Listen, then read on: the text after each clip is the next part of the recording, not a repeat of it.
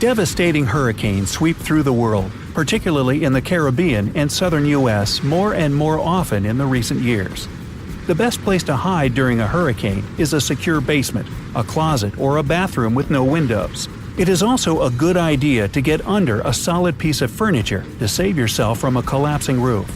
A must-have device to have with you in this situation is a weather radio running on batteries. It will give you evacuation orders or instructions on how to survive in your shelter and update you on the weather situation as you wait for the all-clear signal. Protect your house to be on the safe side. Install shutters and panels on your doors and windows, and secure the roof. If a hurricane starts while you're driving, leave your vehicle and find a building to shelter in or a ditch. Stopping in an overpass will not save you. If your home is a trailer and there is enough time to flee to a safe area, do it. Do not stay in the trailer hoping it will withstand the storm. Tornado. Tornadoes swirl at the speed of 300 miles per hour and ruin everything in their way.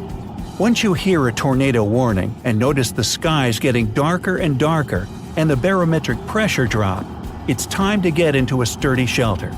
Again, it's a good idea to take a weather radio with you. An underground shelter or a room on the lowest floor is the best place to hide. Stay in the middle of the room, as debris mostly heads for the corners. Protect your head with sofa cushions or your arms. If a tornado starts when you are in a public building, follow the same rules. You'll want to stay as low as possible. Avoid windows in open spaces such as auditoriums, gyms, and large hallways. Desks and benches can give you some extra protection if you get under them. It is impossible to outrun a tornado. It can easily lift up your car, and driving in weather conditions it brings won't be fast anyway. If you don't have enough time to drive to the nearest shelter, stop your car in an open area with no trees or objects that can crash down on it. Get out of the car and hide in a ditch or lie flat on the ground, protecting your head with your arms. Be careful and wait for the tornado to pass. Leave the damaged building as soon as you are informed it's safe outside. Tsunami. Gigantic ocean waves caused by earthquakes and underwater landslides are called tsunamis, and they are up to no good. They obviously arise in coastal areas, no matter if you live in one of those or stay there on vacation. Do not wait for any instructions once you feel an earthquake. Immediately escape to a higher-lying area. Tsunamis are so fast they hit the coast minutes after the earthquake. Remember that tall buildings, including hotels right in the beach area, can provide an excellent shelter. In case a tsunami finds you at sea, stay there instead of going back to the coast. It won't be a safe haven. If you live in an area with a high tsunami risk, it is a good idea to discuss an evacuation plan with your friends and family. Think of a place where you can all escape in case of disaster. Flood. Floods occur more often than any other natural disasters and change the landscape dramatically. Remember New Orleans, Houston, and other low-lying areas? They're usually caused by intense rainfalls, which can be long or even very short. Don't try to be the bravest person around and stay in your house once you hear the evacuation warning. Leave for safer higher grounds with your important papers in a waterproof container. If a flash flood gives you no time to evacuate and the water is all around you, don't try to swim across it.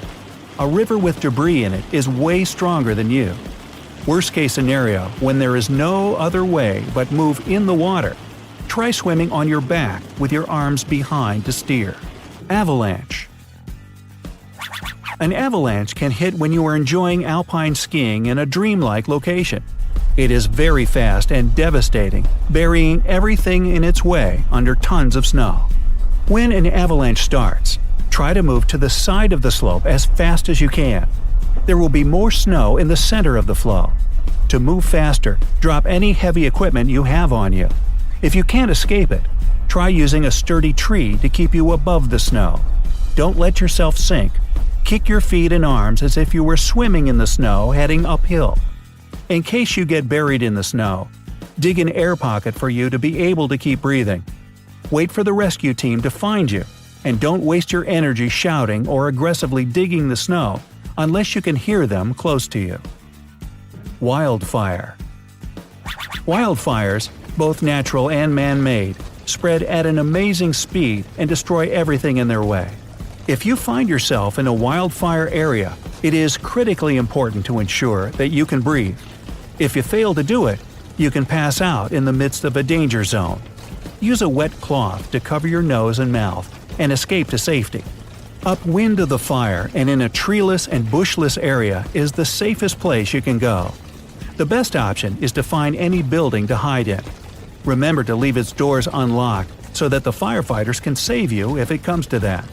If there are no buildings, but there is water next to you, get in it. If you can get in a vehicle and drive away from the wildfire, do it. It will give you more chances to save yourself than running away, obviously. Even when the smoke gets so thick it is impossible to drive, do not leave the vehicle. Earthquake. There are some areas in the world which are more prone to an earthquake than others. You most likely know if you live in one of those areas. John Anderson and Yuichiro Miyata of the University of Nevada singled out the top American states where earthquakes take place most often. They are Alaska, California, and Nevada. However, earthquakes of higher or lower severity can happen just about anywhere. You might not be hurt by the earth shaking itself, but by the things that fall on you. Make sure your TV set and bookshelves are secure on the walls. Heavy furniture also has to stand firmly on the ground. Picture frames and mirrors do not belong right over your head. If an earthquake starts when you are inside, stay where you were. Experts say that during an earthquake, you must drop to the floor, get underneath a table, cover your neck and head with one hand, and hold on with the other. Your entire body must be under a table. Don't try to run out of the building. The exterior of a building is one of the most dangerous places. If you don't have any tables, try to get as low as possible. Protect your head and neck with your hands. If you are outside when disaster starts, stay in an open area, away from anything that can fall on you. Dealing with a foreign object in the eye. First things first, if there's something in your eye like a piece of glass, don't do anything yourself. Have someone drive you to the hospital. If the object is just an eyelash, then don't forget to wash your hands before you do anything. Try to locate the eyelash by looking in a mirror. Blink to make your tears wash the eyelash out. Once the object is in the corner of your eye, take a wet piece of cloth and use it to remove the eyelash. Applying ointments to a wound. Ointments contain unwanted moisture, which is a great environment for bacteria to reproduce more quickly. The best thing you can do is clean the wound in cool water with soap and put a dry bandage on it. You will see that the wound will heal more quickly. Rubbing a person with a fever with alcohol or vinegar. Vinegar and alcohol are absorbed into the blood, so it's kind of a way to get drunk or to make a wacky salad dressing. Seriously speaking, alcohol rubbing may create intoxication, while vinegar will significantly raise acidity, which is especially dangerous for children. So don't believe these outdated pieces of advice. Drink a lot of water, tea, and other non-alcoholic fluids. Cool the air in the room to a temperature of 61 to 64 degrees Fahrenheit, or from 16 to 18 degrees Celsius. In these conditions, the patient will get over the fever by themselves. If they don't, they should see a doctor. Lifting up an unconscious person. If someone faints, you have to lift them up and sprinkle some cold water on them, right? Well, that's what most people think. Like this video if you thought so. However, lifting a fainted person up will only aggravate the spasm. What you should do is lift their legs up, unbutton any tight pieces of clothing, and don't let them stand up right after they come around. After they regain consciousness, don't let them drink coffee or energy drinks that many people love. Caffeine will only lead to dehydration. Treating burns with butter or sour cream. Many people believe that this method is effective only because it relieves pain. But why do butter and sour cream make you feel better? The thing is, we keep them in the fridge, so when we put them on a burn, they're cold. The danger is, though, that butter and sour cream dry your skin and disrupt thermal exchange. This results in heat having nowhere to go but deeper into the skin, causing even more damage. What you should do is hold your hand in the cool water for 15 minutes. This will help with the pain. Do you know why blisters appear on the burnt spot? In our bodies, everything happens for a reason. Blisters protect the wound from infection. Removing the protective layer may lead to festering. Setting a bone on your own. Are you a professional trauma surgeon? If not, you should never set a dislocated joint on your own, no matter how cool or brutal that looks in the movies. It may result in additional injuries and the resulting litigation. The best course of action would be to immobilize the injured limb and go to the hospital as soon as possible. Bandage the limb in a comfortable position, immobilizing not only the place of possible fracture, but also the two closest joints as well. Applying warmth to a sprain. When your muscles are sprained, a warm cloth won't help. On the contrary, heat will strengthen the blood flow, leading to a more severe swelling. In the first days after the injury, apply cold. It will lessen the inflammation and kill the pain. Try to use the sprained limb as little as possible for at least the first 48 hours. Making yourself vomit in case of poisoning. The standard recommendation for poisoning is to make yourself vomit. It might sound reasonable, but actually it's strictly prohibited. First of all, the poison can get into the lungs and damage them. The second problem is that if someone was poisoned with some chemicals, vomiting doubles the chance of burning your throat. Finally, it might be very difficult to stop vomiting once it starts. So this can lead to dehydration and even more severe consequences. In this situation, the only smart thing you can do is call the ambulance as fast as possible. Rescuing a drowning person. There's only one obstacle on your way to rescue a drowning person: not being able to swim. If you are, though, nothing can stop you from saving that person's life. Remember to approach them from behind so they don't see you coming, otherwise the person may hinder you or drag you down in their panic. After you've approached the person, grab them under the armpits or by the chin and move to the shore, keeping their head at your belly. Pulling out objects from wounds. Now, you can pull a splinter from a finger or a small glass shard from your hand, but you must never try to pull out objects from serious wounds. Even doctors keep them in place until the patient is in surgery. The thing is, while the object is inside the wound, it doesn't let the bleeding start. So, until you are under professional supervision, don't do anything, not even touch the object. The only thing you can do is put some alcohol on the wound, but you must be ready for the wound to hurt very much.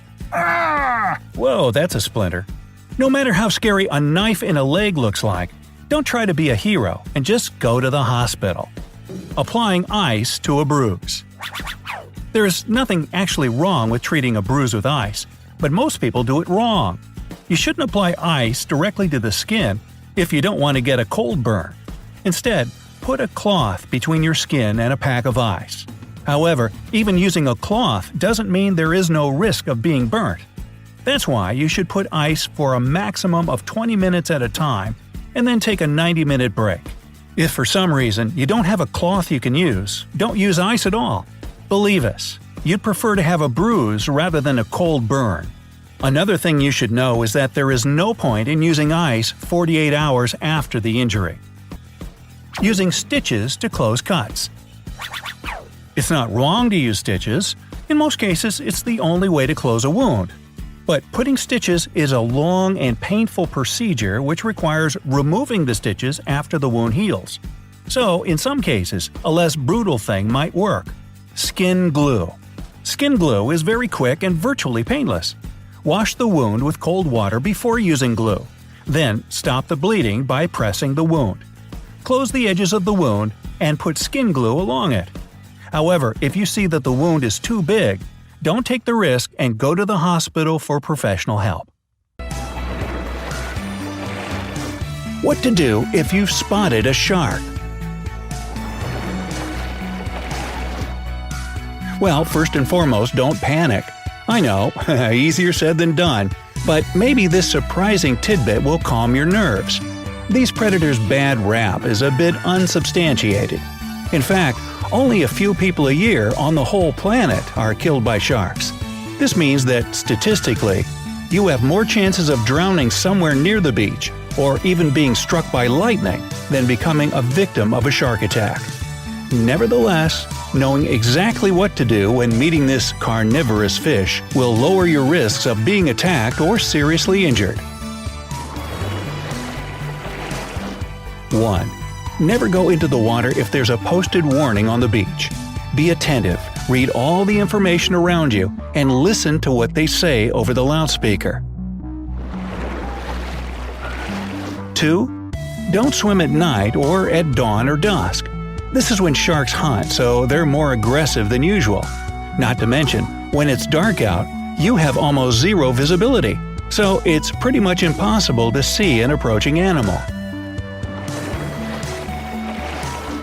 Number 3. Swim only in clear and calm water. This way, you'll be able to spot danger from far away.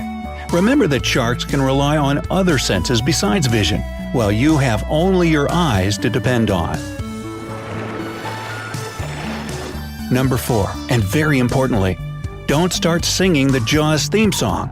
You know, bum bum bum bum bum bum bum bum bum, you know, like that. Anyways, some sharks like to show off to the other sharks and bite a tourist, and well, this just encourages them.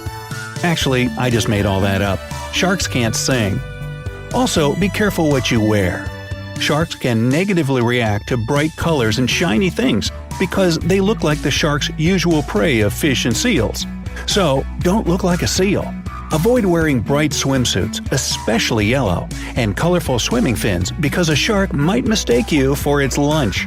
And before you get in the water, take off all your shiny jewelry and accessories, since these reflective and metallic things look just like shiny fish scales. Number 5. Don't splash or thrash around in the water too much. In a shark's brain, this sudden movement must be a wounded defenseless animal. Again, that's an easy meal for them. Avoid sudden movements when you're swimming underwater too, because it might seem like you're in distress, or you might look like a seal. Number 6. If you've spotted a shark, stay calm and concentrate on getting away and out of the water. You need to do this quietly and quickly. Yeah, right. Number 7. Check for signs of aggression, indicating that the animal is about to attack. These include circling, arching the back, making sharp turns, or lowering the dorsal fin. If an attack seems inevitable, take a defensive position. Now, you might have heard that you should punch a shark in the nose to survive its attack. Although this is true, not many people have enough courage or strength to do this, especially underwater. In the extremely rare instance of a prolonged, deadly encounter, pull out these notes and study them thoroughly and then determine the best course of action. Actually, if you take that much time, you'll be the main course for the shark. So, do this instead. Try to put a solid object between you and the animal. For example, a diving mask or a surfboard, or maybe your buddy over there. If there's nothing at hand, the best way to scare a shark away is to scratch at its eyes or gills. Don't stop fighting, this way the shark will get the message that you're not worth all the trouble. Otherwise, you can always refer the shark toward that other guy to eat as a substitute.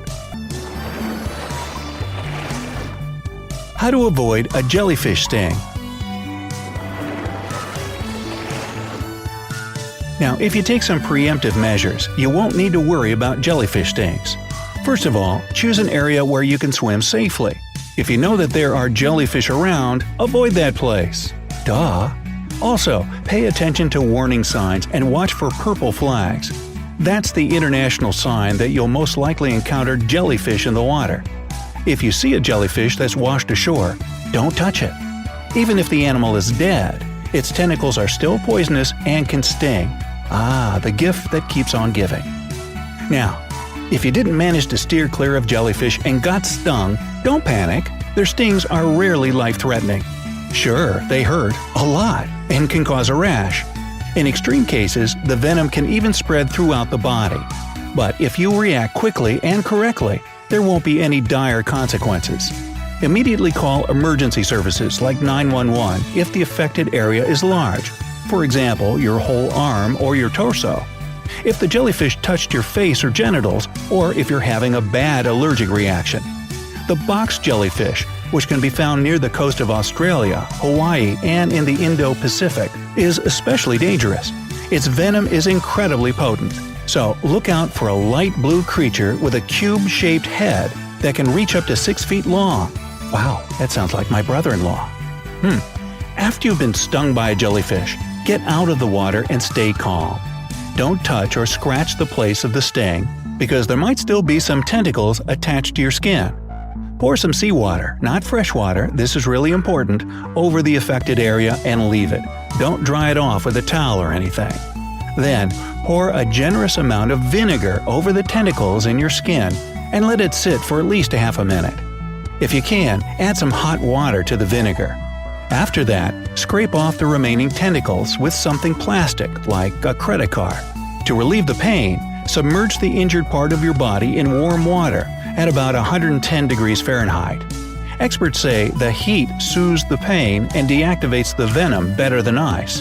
As for the whole pee on a jellyfish sting tip, it's a myth, so don't do that. Nobody wants to see that. What to do if you've stepped on a sea urchin? Stepping on a sea urchin while going for a nice, relaxing swim in the salty water is extremely common, and it can seriously ruin your vacation, since sea urchins are venomous and their stings require immediate treatment. First off, make sure you're not feeling any chest pain, nausea, or difficulty breathing. If you are, call emergency services, and if not, start by removing all the spines. They make puncture wounds and usually get stuck in the skin. Use tweezers to pull them out, especially if the ends of the spines are protruding. If they're not, you can use hot wax. Put it on the affected area, wait for it to dry, and pull it off. It'll take the spines with it. Once you're sure there are no spines left in your body, clean the wound with soap and water. You can also use hydrogen peroxide or betadine. Don't cover the wound with a bandage or tape, because any spines left over need some space to get out of your body. Put a light covering over the wound only before you go to bed. Otherwise, you might irritate it in your sleep. What to do when you've been pulled into a rip current? Poisonous animals aren't the only thing you should be aware of during your relaxation at the beach. There's one more thing that claims over 100 lives every year in the US alone. Yep, we're talking about rip currents. They can occur at any beach with breaking waves. They're fast-moving and narrow streams of water that can pull you away from the shore. Before going into the water, check for any suspicious-looking channels. Places with rip currents can be foamier or, on the contrary, quieter than others. If you enter the water and feel a strong pull, get out immediately. As soon as the water gets up to your chest, it'll be practically impossible to break free. If you've still got caught by the current, stay calm. It won't pull you underwater. And don't exhaust yourself trying to fight the current. In most cases, they're no wider than 30 feet. So, if you start swimming parallel to the shore, you'll manage to escape its pull. Another tip is to swim in the direction of the breaking waves. They mark the borders of the rip current. As soon as you get out of the current, swim diagonally towards the shore. This way, you'll avoid getting caught in it again. Use spit for fishing. Of course, most wilderness survival tips depend on the area you found yourself trapped in. Most of us don't find ourselves snowed in at McDonald's. However, you'll be able to find a water source almost anywhere, unless you've wound up in the desert. And if you're prepared, water equals food and drink, of course. I know you're probably shouting at the screen right now, "Kinda hard to be prepared when you didn't plan to get stranded far away from civilization." But in any case, knowledge is power. If you see a lake or river, but are on the verge of tears because you don't have any fishing gear, there's no need to regret leaving your bait and pole at home. All you need is the shirt on your back and the saliva in your mouth, and you're good to go. Now, tie the shirt tails and the sleeves together so that you get something resembling a bag. Then walk to the water. Try to be quiet so you don't scare off your potential dinner. Place the top of your shirt right under the surface of the water as you would with a fishing net, and spit. It's an effective way to attract small fish and minnows because they think you're scattering food for them. When they start gathering around in front of you, yank the shirt up and out of the water. You can either cook your prey right then and there, or use it to attract bigger fish and a bigger dinner. Making a fishing bobber out of a tampon. This is an absolute must even if you're a dude. These female hygiene products take up little space in your backpack, but have so many survival uses. They can provide you with 4 types of material: an airtight wrapper, cotton wadding, a string, and a plastic tube. Yeah, I know guys, they're kinda weird and scary looking, but if you're going on a camping trip, throw some in your bag. Nobody's judging. Now, we're not going to cover exactly how dudes should buy tampons in the store without embarrassment here. That's for a different video. Anyway, the wrapper will make the perfect DIY fishing bobber. Just open it carefully at one end, pull the tampon out, and close the wrapper, leaving a bubble of air inside. You can also add some cotton in there, that way it'll definitely float. Now, don't go throwing away the rest of the contents when you use the wrapper to make a bobber. Don't forget you can stuff the plastic tube with cotton to make a water filter. As for the cotton itself, besides water filtration, it's got some other handy uses. Being absorbent, it can serve as gauze if you accidentally cut yourself. Plus, cotton makes the perfect tinder if you need to start a fire. Starting a fire with the help of a condom. I know, I can hear you from here. Start a fire using cotton from a tampon? How can I even light the cotton up if I don't have a lighter or matches? Once again, no need to panic. Unless you're a smoker, you don't carry matches or a lighter with you everywhere you go. But perhaps you've got some condoms lying around? One would be enough. Yes, you're going to want to stay tuned for this. Now, all you need to do is collect some tinder and kindling. Pine needles, bark, dried leaves, cotton from a tampon? Oh, how convenient. Then fill the condom with water from a nearby lake or river, a bottle of water if you have one on you, or even collected rainwater. After that, hold the water-filled condom over the tinder and wait. The sunlight coming through the condom water balloon will gather in one spot, and as soon as this point gets hot enough, you'll see some smoke and then a flame. Who would have thought? Pringles, Cheetos, and noodles to start a fire. Okay, so let's say you're stranded in a place that has nothing to use for tinder, and you decided not to take our advice about the tampons. Well, surely you brought some chips to snack on. Pringles, Cheetos, and Lay's are a great substitute for dry leaves. The same goes for spaghetti noodles, but they have one more cool use. If a candle wick is too short to reach with a match, light it with a noodle instead. Fighting off hypothermia using bubble wrap. Everyone knows the feeling of enjoyment and pure bliss that comes with popping bubble wrap. Not only is it fun, but it's also just so soothing. Ooh. Anyway, if you love this stuff as much as I do, don't forget to pack it next time you go camping. It could just save your life, that's all. The pockets of air in the packaging can act as sort of insulation. Think of it this way: the plastic shield will bounce back your body heat and keep you warm. One study published in 2009 by the Scandinavian Journal of Trauma, Resuscitation, and Emergency Medicine proved that just one layer of bubble wrap was over 70% more effective than 3 cotton blankets. And bubble wrap turns out to be a much better choice in windy and rainy weather. But wait, there's more. This stuff is much more lightweight than cotton bedding. Plus, let's be honest, you'll look pretty funny wrapped up in it. Did you like this tip? Isn't it so simple yet utterly genius? If you want to know how to use other everyday things to your advantage in an extreme situation, watch our next video. Making a small raft. Who knows what unexpected circumstances you may find yourself in one day? What if a flood catches you off guard on a camping trip, but your tree climbing skills are zilch? Well, if this is the case, you can make a compact raft to float on until the flood subsides, or at least until you reach a safer place. Collect a bunch of branches, as many as you can, and cover them with a tarp, plastic wrap, or some bubble wrap. Grab whatever you have on hand, and boom! There's your raft that'll keep your head above water. You're welcome. Reaching your destination with a flat tire. So, you're driving through the wilderness and suddenly get a flat. Oh yeah, and you've got no spare tire. If this ever happens to you, don't worry. There's a way out even if you're in a deserted place with no other drivers around to ask for help. Just cut several holes on the inside of the burst tire, collect some weeds and grass, and fill your tire with it. Now, you won't be winning any NASCAR races or anything, but at least you'll make it to where you were going. Using a nail file as a knife sharpener. The guys out there are probably thinking, sheesh, another chick thing. What can I say? They have useful stuff. Besides, dudes have nails too. If you keep a nail file, or emery board as some call it, in your camping gear, it can serve as a pretty good knife sharpener. Move the sides of the blade along the file for several minutes, and then use your newly sharpened knife in any way you need, cutting off small branches to build a fire, collecting mushrooms, fighting off a grizzly if you're really hardcore. More about that in a moment. Starting a fire using a pencil, jumper cables, and a car battery. One of the most important things for survival, and even for some comfort in the wilderness, is to start a fire. I'm sure you got the point by now. I mean, how many of the tips in our list are connected to building a fire?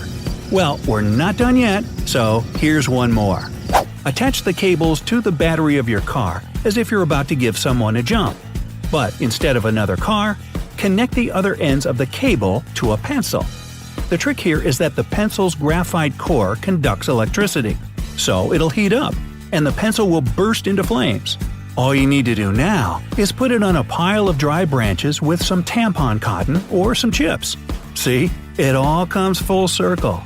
Finding food. It's pretty obvious that food is essential for survival, especially if you're stranded for a long time. In fact, it's common knowledge that a person can go about 3 weeks without food, but it doesn't mean they'll be able to function normally. But there are so many edible things in the wilderness, such as pine nuts, acorns, wild onions, sweet potatoes, dandelion leaves, all sorts of berries, and the list just goes on and on. If you're not a wilderness survival expert, and most of us aren't, and you're not sure which plants are safe to eat, observe animals. You can follow them around and eat what they eat. You could even be like, "Hey, Bambi, want to split that?" No? Okay, cool. Another way is to test the plant by putting a tiny piece of it on your lip and leaving it there for some time. If it's edible, you won't have any reaction. Don't even think about touching the plants with a discolored or milky sap, thorns, fine hairs, or a bitter taste. Also, steer clear of the ones with leaves that grow in threes. They're most likely poisonous. Now, one final tip concerning bears. If you and your party come up on a grizzly bear, surprising it, and the bear begins to chase you, then run away. The important thing here is, you don't have to be faster than the bear. You just have to be faster than the guy